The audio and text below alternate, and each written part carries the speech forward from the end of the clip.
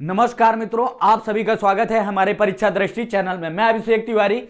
आज हम लोग अपनी प्रश्नों की श्रृंखला में जो हम लोगों के वीडियो लगातार आ रहे हैं आप लोगों के, एक चीज मैं आप लोगों से पहले बोलना चाहता हूं कि सिलेबस का वीडियो बना दिया गया है, महारणनीति का वीडियो बन चुका है, आप लोगों का एनालिसिस जो क्वेश्चनों की हैं 2014 से लेके 2020 तक का, उसका वीडियो बन चुका है। ठीक, तो वो सारे वीडियो इसके डिस्क्रिप्शन बॉक्स पे आप जाकर चेक कर सकते हैं कि कैसे आप लोगों की स्ट्रैटेजी बनानी, कैसे पढ़ना है, कौन कौन से और कहां से क्वेश्चन ज्यादा पूछे गए, इन सब चीजों पे वीडियो बन चुके हैं। ठीक, तो पहले आप उन लोगों को उन सारे वीडियोस को देख लीजिएगा। फिर अब हम बात करते हैं कि एक एक पार्ट पे क्वेश्चन कहां से ज्यादा आए हैं आपके पीसीएस पीटी में, हम उन पे बात करेंगे। और थोड़ा सा मैं टच दूंगा आप लोगों को मेंस का कि कैसे क्वेश्चन कनेक्ट किए जाते हैं, उसी के अकॉर्डिंग मैंने इस सिलेबस को डिफाइन भी किया है। ठीक है, तो हम लोग चलते हैं अपने पहले क्वेश्चन पर। ठीक है, आइए सबसे पहले जो हम लोगों का पहला पार्ट होगा कि हम लोगों को यह पता है कि ज्योग्राफी आप लोगों के यूपी पीसीएस पीटी में पीसीएस पीटी का एक इंपॉर्टेंट पार्ट है, बहुत बड़ा इंपॉर्टेंट पार्ट कहा जाता है ज्योग्राफी को। ठीक है, अब ज्योग्राफी की यदि हम सिलेबस की बात करें तो दो भागों में बटा हुआ हम लोग जानते हैं। एक तो आता है पार्ट 1 और पार्ट 2। पार्ट 1 में क्या क्या आता है, आपका फिजिकल ज्योग्राफी हो जाता है, वर्ल्ड ज्योग्राफी हो जाता है, इंडियन ज्योग्राफी हो जाता है और इकोनॉमिक ज्योग्राफी होती है। ठीक है, इससे प्रश्न कितने आते हैं? ठीक, इससे 10 से 12 प्रश्न आते हैं। अब यहीं पर बात करते हैं हम इंडियन ज्योग्राफी की। इंडियन ज्योग्राफी से कितने क्वेश्चन होते हैं? 12 से 14 प्रश्न होते हैं। दूसरी चीज यहां पर आप लोगों को एक पॉइंट और जानने वाला है कि इंडियन ज्योग्राफी का जो पार्ट है वो कई बार 14 से 16 क्वेश्चन पे चला जा रहा है और यहां का मैक्सिमम जा रहा है 13 से 14 क्वेश्चन पे।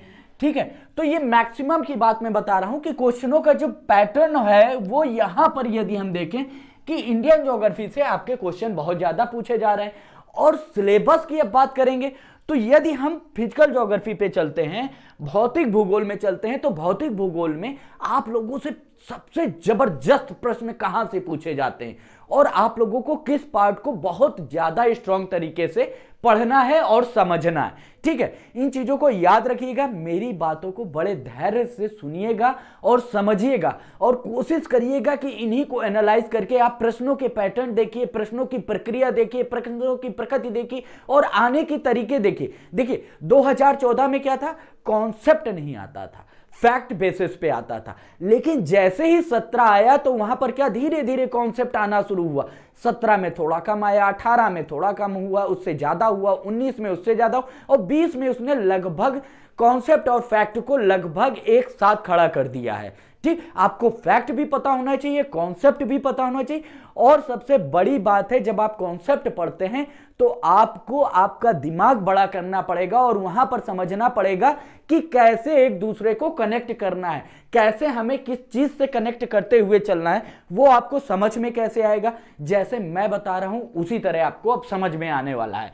सबसे पहले हम बात करते हैं वायुमंडल की। आपको पता है फिजिकल ज्योग्राफी में वायुमंडल एक पार्ट है। ठीक है, और एक बहुत बड़ा पार्ट है वायुमंडल। अब वायुमंडल में आता है पार्ट, उसी के अंदर कनेक्शन जब हम करते हैं, उसको ओपन करते हैं तो सबसे पहला आता है संगठन। और संगठन में जब हम बात करते हैं तो गैसें आ जाती है, जलवाष्प आ जाता है, एरोसॉल आ जाता है। एरोसॉल को हम क्या कहते हैं? एरोसॉल को हम डस्ट पार्टिकल या धूल कण कहते हैं। ठीक है, आप लोग धैर्य से समझते चलिए, किसी को कोई प्रॉब्लम नहीं होने वाली है। अब दूसरा प्रश्न आपसे पूछा जाता है ग्रीन हाउस गैसेस क्या है, ग्रीन हाउस प्रभाव किससे क्रिएट होता है, कैसे क्रिएट होता है, और वहां पर हम बात करते हैं ग्रीन हाउस गैसेस कौन सी हैं। ठीक, वर्ड क्या है? Green house gases. अब यहां से कनेक्ट अगर हमने इसको कर दिया ग्रीन हाउस गैसेस को, तो आपको समझ में आ गया ना कि ग्रीन हाउस गैसेस कौन कौन हो सकती हैं। प्राइमरी ग्रीन हाउस गैस कौन सी होगी, सेकेंडरी ग्रीन हाउस गैस कौन सी होगी। प्रश्न ये भी बने हुए हैं 2015-16 में, देखिए जब फैक्ट का टाइम था आप लोगों का। ठीक है। उसके बाद बात आती है ग्लोबल वार्मिंग की। भैया ग्लोबल वार्मिंग क्या होती है? ग्लोबल वार्मिंग इतना बड़ा हुआ बना बैठा है, वो कहाँ का टॉपिक है, कैसे कनेक्ट करना है, वो चीजें आपको कहाँ समझनी होगी, यहाँ से समझनी होगी। ठीक, अब जब ग्लोबल वार्मिंग की बात कर देते हैं तो ये सारे टॉपिक कनेक्ट हो जाते हैं एक साथ। उसमें गैसेस भी हो जाती है, जलवाष्प भी हो जाता है, एरोसॉल भी हो जाता है। तो ये क्या हो गए, एक साथ कनेक्ट हो गए। जब कनेक्ट हो जाएंगे फिर उसके बाद हमें पता चलेगा कि ग्लोबल वार्मिंग कैसे होती है, क्या इफेक्ट होता है ग्लोबल वार्मिंग के, वर्क कैसे होता है, इन चीजों को हमें समझना पड़ेगा। अब नेक्स्ट पे बात आते हैं, जैसे ही हम इसी के आगे चलते हैं तो यहां पर क्या एक वर्ड आता है जलवायु परिवर्तन। तो अब जलवायु परिवर्तन को यदि हम कनेक्ट करें तो जलवायु परिवर्तन किससे संबंधित हो गया? आपके ग्लोबल वार्मिंग से। जलवायु परिवर्तन किससे संबंधित हो गया? आपके ग्रीन हाउस इफेक्ट से। तो अगर चीजों को समझेंगे तो सभी एक दूसरे से जुड़ गए। ठीक, जब एक दूसरे से सारी चीजें जुड़ रही हैं तो आपको यह समझ में आ रहा है कनेक्शन कैसे हो रहा है, एक चीजें जुड़ रही है ना। अब यहां पर बात करें, अब पवनों की बात कर देते हैं। तो अगर हम वर्षा की बात करते हैं तो जब हम पूरे का पूरे ग्लोब को समझते हैं तो वहां पर कई प्रकार की पवनें चलती हैं। ध्रुवीय पवनें हो जाती हैं, पछुआ पवनें हो जाती हैं, सन्मार्गी पवनें हो जाती हैं। इन पवनों का मतलब क्या है, इनसे संबंधित कैसे होंगे? अब इसी से संबंधित क्या हो जाएगा, आपका वर्षा होगी। इन्हीं पवनों से संबंधित क्या हो जाएगा, वर्षा हो जाएगी। और इन्हीं पवनों से संबंधित क्या हो जाएगा, आपका मरुस्थल हो जाएगा। अब जब वर्षा की बात करेंगे हम तो वर्षा में क्या होता है, चक्रवात आते हैं, प्रति चक्रवात आते हैं। अब चक्रवात की जब बात करेंगे तो चक्रवात में भी क्या हो जाएगा, उष्णकटिबंधीय चक्रवात, और क्या हो जाएगा आपका शीतकटिबंधीय चक्रवात। ठीक, अब दूसरी बात यही चक्रवात पे ये आ जाएगी, आपको यहीं से कनेक्ट करते हुए प्रश्न क्या बन जाएगा आपसे कि सबसे ज्यादा चक्रवात किधर आते हैं, उत्तरी गोलार्ध में आते हैं या दक्षिणी गोलार्ध में आते हैं। यदि उत्तरी गोलार्ध की बात करेगा तो उत्तरी गोलार्ध, और दक्षिणी गोलार्ध में क्या आएगा, चक्रवात आएगा कि प्रति चक्रवात आएगा। अब ये क्या हो जाएगा, एक दूसरे से कनेक्ट हो जाएगा। तो चीजों को हम कैसे कनेक्ट करें, कैसे किसी भी चीज को एक साथ जोड़ने की भूमिका हम समझे। अब यहीं से आप लोगों को ये क्लियर हो गया होगा कि एक दूसरे से कैसे हमें कनेक्ट करना है। दूसरी चीज यहां पर क्या बात आती है, मरुस्थल की बात आती है। अब मरुस्थल पवनों के द्वारा कैसे बनता है, जल धाराओं के माध्यम से कैसे बन जाता है मरुस्थल, तो हमें कैसे पढ़ना होगा, उष्णकटिबंधीय मरुस्थल, शीतकटिबंधीय मरुस्थल। अब उष्णकटिबंधीय मरुस्थल का निर्माण कैसे हो जाएगा, अब शीतकटिबंधीय मरुस्थल का निर्माण कैसे हो जाएगा। इन सब चीजों को जानने के लिए जब हम क्लास करेंगे तो एक दूसरे से जो टॉपिक है ना कनेक्ट करते हुए जब हम चलेंगे, और कनेक्ट करने में क्या है, आपको याद नहीं करना पड़ेगा, बस आपको चीजें समझनी होती। और जब समझते हुए चलेंगे तो आपको ज्योग्राफी एकदम कहते हैं ना कि खेलते हुए हमें समझ में आ गई। अरे हम तो क्रिकेट खेल रहे थे बस समझ में आ गई। तो सेम चीजें यहां पर पॉइंट क्या हो गया, आप खेल रहे हैं और चीजों को समझ रहे हैं। जैसे चक्रवात कहां पर आता है, आपका उत्तरी गोलार्ध में ज्यादा आ जाएगा, दक्षिणी गोलार्ध में क्या आ जाएगा, प्रति चक्रवात आ सकता है। ठीक, इन चीजों को कैसे आप समझेंगे, जब चीजों की आपके कॉन्सेप्ट क्लियर होंगे। ठीक, और प्रश्न एक ही आपसे डायरेक्ट पूछ लेगा कि कहां पर कैसे पाए जाते हैं, तो उसके लिए कॉन्सेप्ट आपका क्लियर होना चाहिए। फैक्ट रटने से काम नहीं हो पाएगा। ठीक है, इन चीजों को आप ध्यान रखिए। दूसरा आता है हम लोगों का ओशनोग्राफी, या हम बात करें समुद्र विज्ञान। अब समुद्र विज्ञान में सबसे ज्यादा प्रश्न कहां से पूछा जाता है, एक तो जलधाराओं से पूछा जाता है, दूसरा आपका क्या आ जाता है समुद्र विज्ञान में, जल संधियां आ जाती हैं। ठीक, संधियां आ जाती हैं। नेक्स्ट चीज क्या आ जाएगा, समुद्र संधियों के साथ साथ कितने महासागर हैं। ठीक, महासागर कौन कौन से हैं, कहां कहां स्थिति है। नेक्स्ट क्या आ जाएगा, सागर कौन कौन से हैं। ठीक है, अब यहीं पर सागर कौन कौन से और कौन से सागर क्यों सूख रहे हैं, आखिर क्या रीजन है, निक्षेप के कारण सूख रहे हैं। अब कैसे सागर सूख रहे हैं, कैसे सागर नहीं सूखते हैं, इन चीजों के बारे में भी आप लोगों को क्लियर होना चाहिए। क्योंकि यदि आप 2015 और 16 का पेपर देखेंगे तो वहां पर अरैल सागर की चर्चा हुई है, 2019 में भी अरैल सागर की करंट में आपके चर्चा हुई है। तो क्यों चर्चा हुई है, उन चीजों को भी आप लोगों को क्लियर रखना होगा कि सागर कौन से क्या हैं, स्थल अवरुद्ध सागर कैसे होते हैं। ठीक, और जल अवरुद्ध सागर कैसे होंगे, ठीक, इन चीजों को भी आप लोगों को समझना होगा। चीजों को समझ के आप करेंगे तो आपको अच्छे पॉइंट मिल जाते हैं, अच्छी चीजें समझ में आ जाती है, और यहीं से आपको टॉपिक क्या हो जाता है, को रिलेट करने की एक क्षमता डेवलप हो जाएगी, जो काम कहां करेगा, मेंस में। आपके जब मेंस लिखेंगे तो वहां पर कनेक्ट करने में आपको काम आएगा। दूसरा हार्डकोर टॉपिक आपका जो पीटी में पूछा जाता है, प्रवाल भित्तियां पूछा जाता है, प्रवाल विरंजन पूछा जाता है। अब जैसे मैं ये कहूं कि लक्षद्वीप किनसे बना हुआ है, ठीक, डायरेक्ट क्वेश्चन आ गया, तो वहां पर आपने रट लिया है, लेकिन वहीं पर किस प्रकार के प्रवालों से निर्मित है, अब यहां पर फंस गए। क्या हमने कॉन्सेप्ट पढ़ा ही नहीं, तो यहां पर क्या है, कॉन्सेप्ट प्लस फैक्ट हो गया। अब आपको कहीं से भी, कहीं के भी प्रवाल पूछे जाएंगे, या फिर आपको ऑस्ट्रेलिया का पूछ लिया गया, ठीक, तो ऑस्ट्रेलिया का पूछने का मतलब ये नहीं केवल ऑस्ट्रेलिया हमें पढ़ना, हमें यहां पर फिजिकल ज्योग्राफी में ये क्लियर हो जाएगा, तब हम कहीं पर भी जाएंगे तो हमें क्लियर रहेगा। फिर दूसरा प्रश्न पता है, प्रवाल विरंजन कैसे होता है, प्रवाल विरंजन के कारण क्या है, तथ्य दे दिया, 4 लाइनें, 1 2 3 4 पॉइंट दे दिए, उससे आप लोगों को सॉल्व करने में क्या हो जाएगी, आसानी हो जाएगी। नेक्स्ट चीज है, समुद्री प्रदूषण वर्तमान में बहुत बढ़ रहा है और चर्चा में भी निरंतर आ रहा है, तो यहां से भी आप लोगों से प्रश्न पूछ सकता है, ठीक है। बहुत हंसते खेलते हुए रहिए, आराम से चलिए। और नेक्स्ट पॉइंट आप लोगों से क्या पूछा जाता है, प्राकृतिक वनस्पतियां। जब हम कटिबंध समझ लेंगे, पौने समझ लेंगे, ठीक, वर्षा समझ ली, ठीक, जब वर्षा हमें क्लियर हो गया, पौने क्लियर हो गई, मृदा क्लियर हो गया कटिबंधों के माध्यम से, तो फिर हमारी प्राकृतिक वनस्पतियां भी वहीं से क्लियर हो जाएंगी कि कहां पर कौन सी वनस्पतियां पाई जाती हैं। भाई ये भी क्लियर उसी जगह से हो जाएगा, एक ही जगह से आपको कई चीजें क्लियर होती चलती जाती।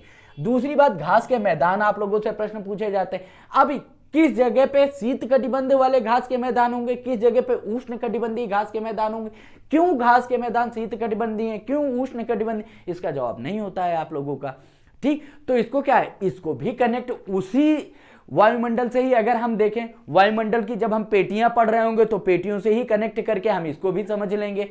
खोलते हुए एक एक पार्ट को खोलते खोलते चीजें पूरी खुल जाएंगी और आप लोगों को क्लियर हो जाएगा, ठीक है। अब यहां पर प्रमुख जल संधियां, जब हम जल संधियां ओशनोग्राफी में पढ़ रहे होंगे ठीक, वहां पर सागर, महासागर और जल संधियां पढ़ेंगे। इनकी हमें क्या करनी होती है बेटा, मैपिंग करनी होती है। आप लोग याद रखिएगा, इनकी मैपिंग आप लोगों के लिए मोस्ट इंपॉर्टेंट है। मैं कोशिश यही करता हूं कि जो भी मैं पढ़ाऊं आप लोगों को मैपिंग के थ्रू पढ़ाऊं, क्योंकि मैपिंग का एक ऐसा ट्रेंड है कि मैपिंग के थ्रू जब आप कोई भी डायग्राम बना के पढ़ते हैं तो वो आंखों के अंदर जाता है, आपके एलटीएम में, लॉन्ग टाइम मेमोरी में जाता है, शॉर्ट टाइम मेमोरी में नहीं जाता है। जब लॉन्ग टाइम मेमोरी में जाता है कोई भी चीज तो आप लोगों को रिकॉल लंबे समय तक रहता है। दूसरा, आप अगर बात करते हैं वर्ड की, हम बात करते हैं कि पूरे तो पर्वत आता है, पठार आता है, प्रमुख नहरें आ जाती है, जलप्रपात आ जाता है, नदियां आ जाती हैं। जो आप लोगों को प्रमुख नदियां पढ़नी है, सारी नदियां नहीं पढ़नी होती हैं, ठीक है। इन चीजों पे आप ध्यान दीजिएगा। अब बात करते हैं विश्व भूगोल से क्या क्या टॉपिक आपकी पूछे जाएंगे।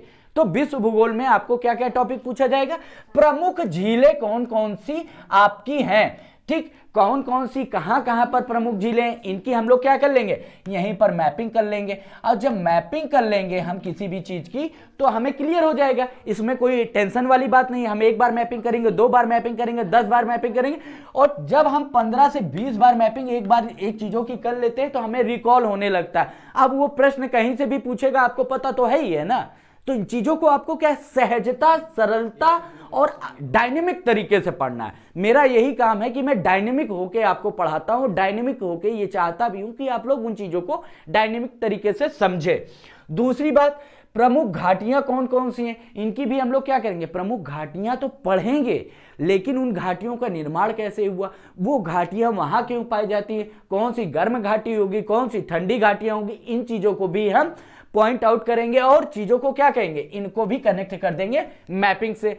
प्रमुख खनिज संसाधन, इनको भी कनेक्ट किनसे करेंगे, मैपिंग से करेंगे हम लोग, कि कहां कहां पर प्रमुख खनिज संसाधन है, वहां पर हम लोग मैपिंग करते हुए जब मैपिंग मैक्सिमम करेंगे। मेरा काम क्या है, मैपिंग करवाना, आपका काम क्या है, मैपिंग करना। जिससे क्या होगा, आप लोगों को ज्यादा से ज्यादा, मैं ये चाहता हूं कि जो मुझसे पढ़े वो 4000 की भीड़ में शामिल हो, ना कि वो उन 5.5 लाख की भीड़ में शामिल हो जो बाहर किए जाते हैं, ठीक है। प्रमुख उद्योग धंधे कहां पर डेवलप किए गए हैं, कहां पर क्यों डेवलप होते हैं। कोई भी उद्योग कहीं पर भी लगाया जाता है तो उसका एक रीजन होता है, ठीक, वो रीजन जब हमें पता चल जाएगा तो हमें अगर नहीं भी आता है तो हम क्या कहते हैं, एक तुक्का वर्ड आप लोग यूज करते हैं और मैं उसको यूज करता हूं गेस करना, कि अगर हमें नहीं भी पता है तो मोटा मोटा जब हमें चीजें पता रहेंगी, कॉन्सेप्ट क्लियर रहेगा, तो हम हिट तो करेंगे वहां पर। और जब हम अपने गेस से हिट करते हैं उन चीजों को, क्या हो जाता है, वो सही हो जाता है। दूसरा, प्रमुख जनजातियां कौन कौन सी हैं, विश्व में प्रमुख जनजातियां जो हैं उनको हमें पढ़ना है। दूसरी चीज मैपिंग, जो इंडिविजुअल मैपिंग का पार्ट है, भूमध्य रेखा किन किन राष्ट्रों से होकर गुजर रही है, कर्क रेखा किन किन राष्ट्रों से होकर गुजर रही है, मकर रेखा किन किन राष्ट्रों से होकर गुजर रही है। ठीक, फिर उसके बाद हमें सारे महाद्वीप के क्या करनी है, मैपिंग करनी है, ऑस्ट्रेलिया की, north America, south America, Asia, Europe, ठीक है, अफ्रीका, ये सब की क्या करनी है, हमें मैपिंग करनी है, जिससे हम वहां की चीजों को सरलता और सहजता से, प्रमुख नदियां, प्रमुख घाटी, प्रमुख क्या वन्य क्षेत्र क्या है, वहां पर वन कैसे पाए जाएंगे, वहां पर कौन से मरुस्थल पाए जाएंगे, क्यों मरुस्थल पाए जाएंगे, ठीक, पर्वत कौन से पाए जाएंगे, क्यों पर्वतों का निर्माण हुआ, किस काल में पर्वत का निर्माण हुआ, इन चीजों को हम लोग विस्तृत तरीके से समझ ले। ठीक है, अब एक प्रश्न आपका, ये इंपॉर्टेंट चीज है, ये प्रश्न आपसे पूछा जाएगा, देश और उनकी राजधानियां।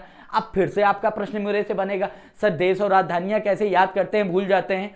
ठीक, तो जो स्ट्रैटेजी आपकी होगी वो भी क्या होगी, इसीलिए मैंने इसको ऐड पहले से कर दिया है, मैपिंग से आपको करेंगे। जब आप 10 बार 15 बार मैपिंग करते हैं तो चीजें आपकी क्या हो जाती है, याद हो जाती हैं, आपके दिमाग में चीजें सेट हो जाती हैं। ठीक है, अब हम आते हैं इंडियन ज्योग्राफी के पार्ट पे।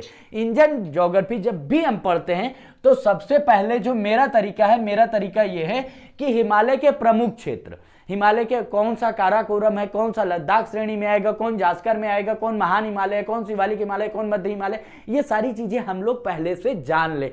फिर उनमें कौन कौन सी पर्वत श्रृंखलाएं हैं, कौन कौन से पर्वत, इनमें कौन सी पहाड़ियां हैं, इन सब चीजों को हम क्लियर कर ले। वो कैसा क्षेत्र है, वहां पर हिमनद कौन से पाए जाएंगे, दर्रे कौन से पाए जाएंगे, एक एक स्टेप पे अगर हम चलेंगे ना, एक एक साथ लेते हुए, दर्रों का निर्माण कैसे होता है, चीजों को जब समझेंगे तो वहां से जो प्रश्न आते हैं, जैसे ये सेकंड वाला पॉइंट और फर्स्ट वाला पॉइंट अगर हम देखें तो ये पूरा पॉइंट क्या हो जाएगा, एक ही है, लेकिन इसको आप लोग अलग अलग पॉइंट में पढ़ते हो तो चीजें यहां पर क्या हो जाती हैं, आप इसमें भ्रमित हो जाते हैं कि यार ये सिक्किम में है, ये उत्तराखंड में है, ये हिमाचल में है। क्यों कंफ्यूजन होता है, क्योंकि हम मैपिंग नहीं करते, हम प्रैक्टिस नहीं कर रहे होते, याद करते हैं। याद करने से ज्योग्राफी कभी काम नहीं करती है। एक चीज याद रखिएगा, कोई भी चीज डायग्राम बना के आप याद करेंगे और कोई भी चीज आप क्या कर देंगे, उसी चीज को जब आप उस चीज को क्या कहते हैं डायग्राम के माध्यम से देखेंगे और उसी चीज को रट्टा मार के देखेंगे, अंतर ये हो जाएगा, डायग्राम वाला करके चला आएगा, रट्टा मारने वाला भूल जाएगा।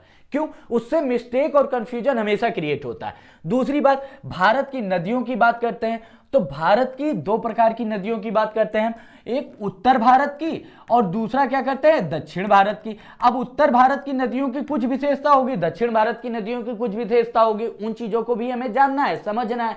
अब उत्तर भारत की नदियां सदा नीरा क्यों होती हैं, उसमें वो आपकी जलोढ़ मृदा कैसे आती है, जलोढ़ मृदा का निर्माण कैसे होता है, उसका तराई क्षेत्र कैसा होता है, तराई क्षेत्रों से प्रश्न पूछा गया है, जलोढ़ मृदा के क्षेत्र से प्रश्न पूछा गया है।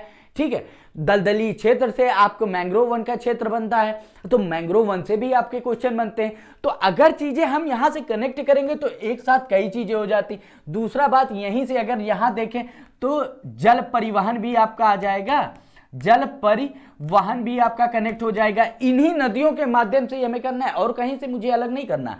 आप अगर इस तरह से पढ़ते हैं, चीजें समझते हैं तो क्या हो जाएगा, आपको लाइट हो जाएंगे आप लोग और आप लोगों का पेपर बड़े आसानी से निकल जाएगा। दूसरा, जलवायु की बात करते हैं, भारतीय मानसून, एक चीज याद रखिएगा कि भारतीय मानसून सबसे वर्ल्ड का टिपिकल मानसून है, इसमें सारी प्रक्रियाएं शामिल होती हैं। ठीक, तो इस मानसून को समझना और बताना जितनी सहजता से हो सकता है, मैं कोशिश यही करता हूं हर बार कि हर आयाम को एक एक स्टेप में खोलना है, उसी स्टेप में आपको पढ़ना भी होता है। ठीक, दूसरी, वर्षा का क्रम, तटीय क्षेत्रों में वर्षा कितनी होगी, मध्य क्षेत्र में वर्षा कम क्यों होती है, हिमालयी क्षेत्र में ज्यादा क्यों होती है, अरावली क्षेत्र में वर्षा कम क्यों होती, और फिर उसके साथ साथ वनस्पतियां कैसी होंगी, वहां का जनजीवन कैसा होगा, वहां के निवासी कैसे होंगे, वहां की ट्राइबल्स कैसी होगी, वहां की मृदा कैसी होगी, और वहां की मृदा के साथ साथ वहां का एग्रीकल्चर फार्मिंग कैसी होगी। ठीक, वहां पर उद्योग धंधे कैसे लगाए जा सकते हैं, वहां के लोगों का खान पीन कैसा होगा। यहीं से चीजें जब हम ये सारी चीजें जान जाते हैं वर्षा से ही, कितनी चीजें निकल गई आपकी। अब यहीं पर बात आती है पोर्ट की। जो पोर्ट क्या है, आपका मैपिंग वाला पार्ट है। आप अगर मैपिंग करते हैं पोर्ट की तो सबसे बेस्ट हो जाता है। देखिए जहां पर मैपिंग की जरूरत होगी वहां मैं मैपिंग रिकमेंड जरूर करूंगा आप लोगों को। देन यहां पर भी अगर खनिज संसाधन की बात करते हैं, यदि हमने मैपिंग कर ली है तो मैपिंग से हमारा पूरा क्लियर हो जाएगा। जनसंख्या एवं नगरीकरण, जनसंख्या एवं नगरीकरण से प्रश्न क्या बनता है, भारत की जनसंख्या क्या है, उत्तर प्रदेश की जनसंख्या क्या है, लिंगानुपात क्या है, शिशु अनुपात क्या है हमारे यहाँ, ठीक। तो इनका जीवन प्रत्याशा कितनी है, हमारी लाइफ एक्सपेक्टेशन कितनी आपकी बनी हुई है अभी। तो इन सब चीजों को हम क्या करेंगे, एक एक पॉइंट से जोड़ते हुए जब देखेंगे ना, कितनी जनजातियां किस राज्य में निवास करती, जनजातीय क्षेत्र क्यों है यहाँ पर, तो इन चीजों को हम कैसे कनेक्ट कर पाएंगे, जब यहां से कनेक्ट करेंगे, जब यहां से कनेक्ट करेंगे, जब यहां से कनेक्ट करेंगे, ठीक है। और जब यहां से कनेक्ट कर देंगे तो हमें यह क्लियर हो जाएगा किन क्षेत्रों में जनजातियां ज्यादा पाई जाएंगी, ठीक। पूरा खेला आप यहीं से समझते हुए चलिए। अब नगरीकरण कहां पर ज्यादा होगा, ठीक, कहां कम होगा, ठीक। अब नगरीकरण का प्रोसेस क्या है, स्मार्ट सिटी क्या इंडस वैली से जुड़ रही है, क्या इंडस वैली से नहीं जुड़ रही है, इंडस वैली सभ्यता कब की है, स्मार्ट सिटी कॉन्सेप्ट आज का है, दोनों में क्या कनेक्शन है, जो क्वेश्चन पूछा जा रहा है आप लोगों से। तो ऐसे क्वेश्चन जो पूछे जाते हैं उनका क्या है, वो जब आप क्लास करते हैं, जब आपका विजन क्लियर होता है, जब आप चीजों को गहराई से समझते हैं, तब आप वो क्वेश्चन लगा पाते हैं, ठीक। ज्योग्राफी बहुत आसान है और बहुत टफ है, जो रट्टा मारते हैं उनके लिए टफ हो जाता है, ठीक। नेक्स्ट पे बात करें, भारत की प्रमुख जनजातियां, भारत की कौन कौन सी प्रमुख जनजातियां हैं उन पे बात करना है, भारत की संपूर्ण जनजातियों पे बात नहीं करना है। वर्ड याद रखिएगा, मैंने यहां पर मेंशन क्या किया है, प्रमुख, सभी जनजातियों की बात नहीं कर रहे हैं। भारतीय क्रम की चट्टानें, भारतीय क्रम की चट्टानें कौन कौन सी हैं, क्योंकि विश्व क्रम की चट्टानों की अगर हम फिजिकल ज्योग्राफी में जाएंगे तो 3 चट्टानें होती हैं, एक आग्नेय, फिर अवसादी और फिर रूपांतरित, 3 चट्टानें होती हैं। फिर उसी के बाद क्या होता है, रूपांतरण के बाद आपका पहाड़ी बनेगा, पहाड़ी के बाद पठार बन जाएगा, पठार के बाद मैदान बन जाएगा, मैदान के बाद पुनः क्या हो जाएगा, फिर पर्वत निर्माण की प्रक्रिया शुरू हो जाएगी। तो ये पूरा चक्र है। इस चक्र को समझने के लिए हमें क्या करना पड़ेगा, चीजों को हमें गहराई से समावेश करना पड़ेगा, उन चीजों को, ज्ञान को अंदर लेना पड़ेगा। जितना ज्ञान आता जाएगा उतना ज्यादा आपके लिए मेंस के लिए प्रॉफिट होता जाता है। दूसरी चीज, अब यहां पर हमें मैपिंग, जो मोस्ट इंपॉर्टेंट मैपिंग वाला एरिया है आपका, वो मैपिंग हमें कहां से बेहतर तरीके से करनी है, जहां हमें मैपिंग करनी ही करनी है, बिल्कुल ठीक। एक भू आकृतिक प्रदेश, क्योंकि जितने आइलैंड है, जितने आपके कोस्टल एरियाज हैं, कहां पर आपका काराकोरम स्थित है, कहां पर आपका गिलगित स्थित है, कहां पर आपका इंदिरा कॉल स्थित है, इंदिरा पॉइंट स्थित है, ये सब क्या है, मैपिंग करनी पड़ेगी इनकी।